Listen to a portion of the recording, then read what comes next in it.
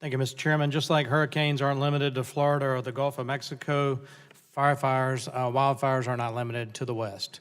In 2009, Horry County fire down in Myrtle Beach, same place being affected by Hurricane Florence, experienced 24 miles, 20,000 acres burned, 70 homes destroyed, 2,500 people evacuated. In my district, we have the Sumter National Forest, which is 370,442 acres. So national forest and forest fires are not limited to the West. My wife owns property in Montana. We've been out there since I graduated college in 1989. We've seen what the spotted owl controversy did to the timber industry in the West.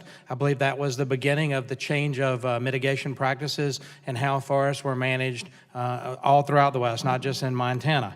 Families that were supported by timber dollars lost their jobs. Ms. German from Montana can probably attest the number of sawmills that are lost, the number of timber families that have been displaced, and the lack of timber activity that you saw in the late 80s and 90s. It went away. It went away. And at that point, we started managing our forest differently. So I've traveled in Montana. I was out there this summer in August. I saw all the smoke. I experienced the smell. I saw that all the tourists that came into Kalispell and Glacier National Airport to go to Glacier National Park probably didn't see the beautiful scenery of that national park due to the fires. And that was before the Lake McDonald fire. While we were there, had a lightning storm, 4 lightning strikes, caused 4 fires. One of them was the Lake McDonald fire. Burned all the way down the lake right there in Glacier National Park.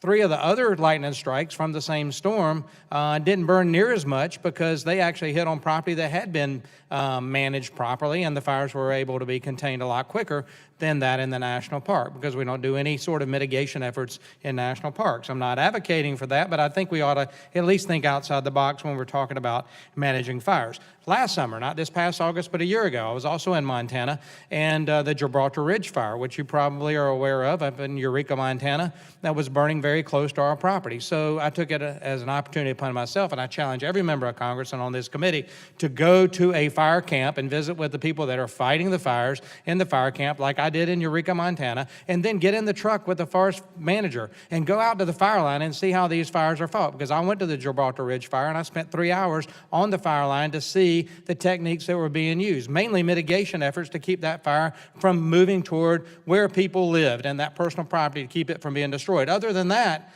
it was just trying to contain the fire, to keep more forest acreage from being burned, but they weren't trying to put the fire out at all. In fact, on in the wilderness study area, that has minimally invasive suppression techniques, mist techniques. So they weren't doing anything up there but maybe trying to contain it a little bit. Very difficult to get to, I get that.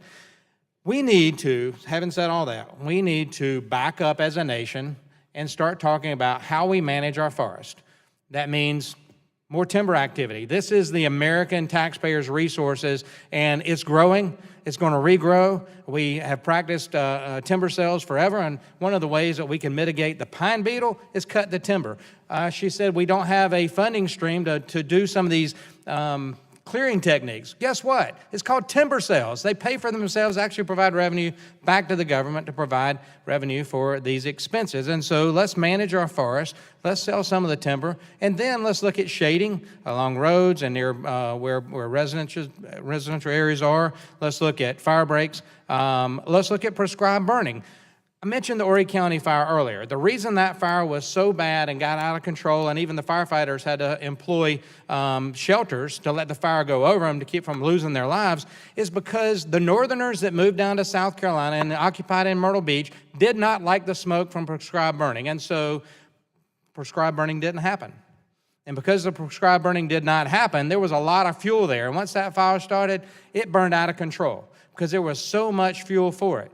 And if we don't manage these fires out west and even in South Carolina with prescribed burning and good management techniques, we're going to continue to see out of control wildfires. They're very difficult to contain, and we're going to pray for a snowfall to put these daggum things out, because that's what they pray for out west, is that snow to get there.